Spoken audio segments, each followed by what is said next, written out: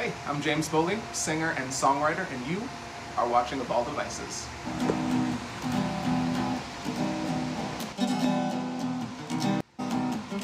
Of all the voices running ragged through my head. I'm James Boley. I'm a singer, I'm a songwriter. I've been making art all of my life in many different forms, from writing to filmmaking to music, which is the main thing that I do right now. And I pray for moments of relief. I pray for sanctuary. As far as the why, I've been doing it so long, and it's such an integral part of my life. I couldn't live without it. I feel like regardless of where you go, and in the world and in human history, you're gonna find art, and you're gonna find art that speaks to the people. When you experience something that you can't quite put into words, that you can't communicate effectively in the normal way with people, there's art. That's what it's for. It communicates things across generations, across racial lines, political lines. It does so much because it exists to do that, and I think humankind without art would be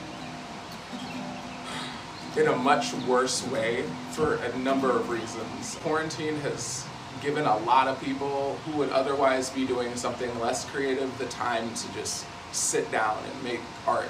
And you see it, you see the ramifications of it everywhere. There's new art on Facebook, there's new art on Instagram, there's quarantine music on Instagram that's actually really, really interesting. There are tons of artists who, it's kind of like they're breaking out of their shell. There's actually a quote from some guy who I don't know, and I'm going to misquote it, but he talks about how, like, in a world where people don't have to work anymore, they just make art because that'd be the thing that they do. And I'm not going to say that this is the proof of that, but just giving people the time to make that, it's great. I mean, I can't wait to start making my own stuff in just a bit. I've been working on a bunch of music for the quarantine, just to kind of throw my name into the pot there. And all the people get down in the same way we all started. And you know, when you think about the amount of people that are in quarantine and the amount of people who are suffering right now and the amount of art that's being made, and you think about back in the day, there were wars, the friggin' Ring Around the Rosies is a song about the bubonic plague. Like, this stuff, it happens for a reason. It's because art preserves us. And the why and how art preserves us, I feel like the why is so that we can be preserved. Humans want to live for as long as they can. You know, it doesn't always last our natural lifetime. So with art, you know people that have been dead for centuries.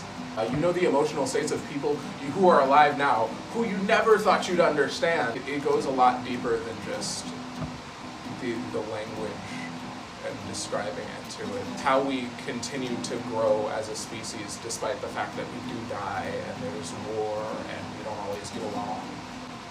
It's something that ties us to each other in a way that we don't have to be able to explain. And as far as human qualities go, the ability to make or consume art is something that I honestly do think separates us from so many of the animals. Eat to survive, no, we want to live. And I pray for moments of relief. I pray for sanctuary. What would happen if we already said